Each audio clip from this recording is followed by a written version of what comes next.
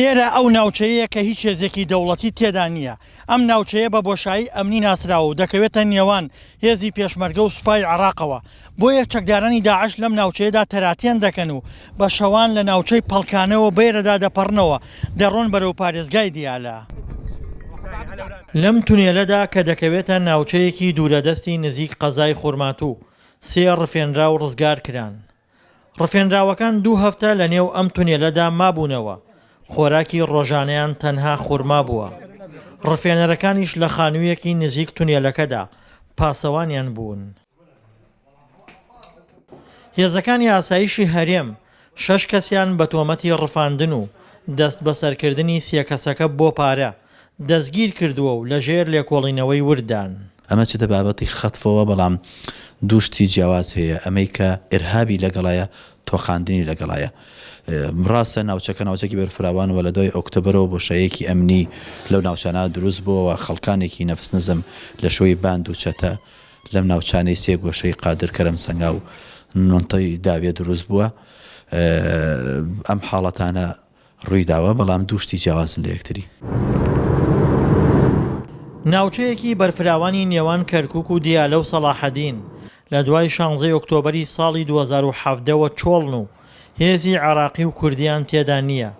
ئەو ناوچانە بوونەتە شوێنی چالاکی داعش و ڕفاندن و پارە وەرگرتنی گروپەکان.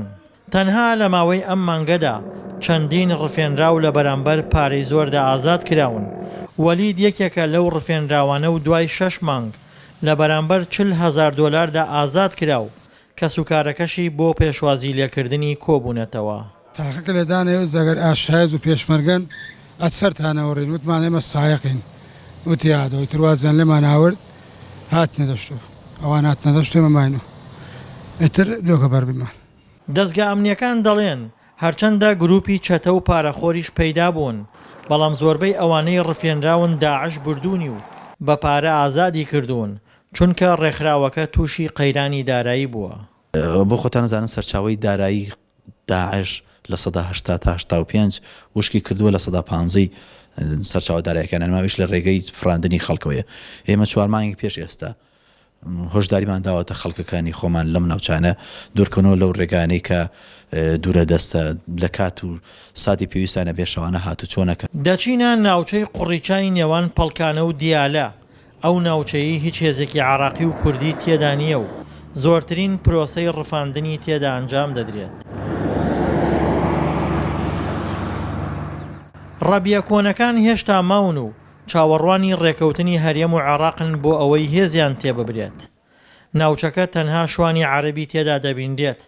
ئەوانیش کاتێک پرسیاری بوونی داعشیان لێ دەکرێت ترسێکی زۆر بە وەڵامەکانیانەوە دیارە. نا هیچ هێزێکی ئەمنی لەم ناوچەیەدا بوونی نییە. ناوچەکە سەقامگیرە و هیچ شتێ نییە.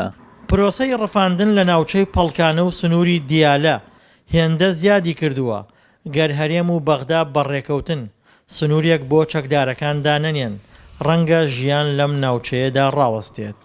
دڵشادەنوارە، دەنگی ئەمریکا، ناوچەی پەڵکانە.